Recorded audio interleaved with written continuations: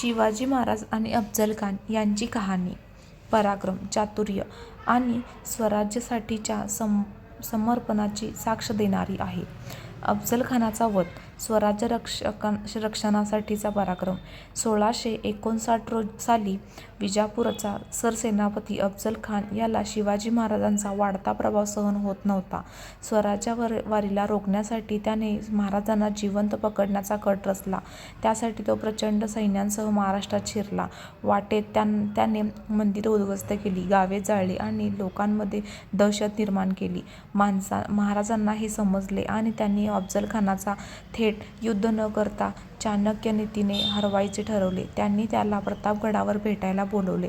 त्याने ही कपटी मनसुबा ठेवून ही भेट स्वीकारली.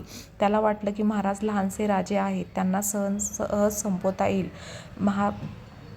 प्रतापगडावरील ऐतिहासिक भेटीसाठी दोन्ही बाजूने फक्त काही मोजके सैनिक येणार होते. पण महाराजांना अफझल खानाच्या कपटीविरुद्धचा अंदाज होता, म्हणून त्यांनी लोखंडी वाघनख आणि बिछवा आपल्या अंगरखान्यात लपवून ठेवले.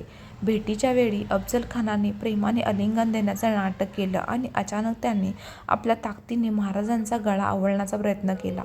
पण महाराज तत्काळ सावध झाले आणि त्यांनी वाघनख्यांनी अफझल खानाच्या पोटावर जबरदस्त वार केला. अफझल खानाचा शेवट. अचानक झालेल्या या प्रतिहल्ल्याने अफझल खान विव्हळू लागला. त्याला सांगाती सय्यदबंडा महाराजांवर वार करायला धावला, पण जिवाजीनकाने यांनी त्यांचा प्रतिकार केला. जखमी अफझल खान पळत सुटला, पण शिवाजी महाराजांचे विश्वासू सैनिक जिवा महाल यांनी त्याचा काम तमाम केला. या विजयाचे परिणाम.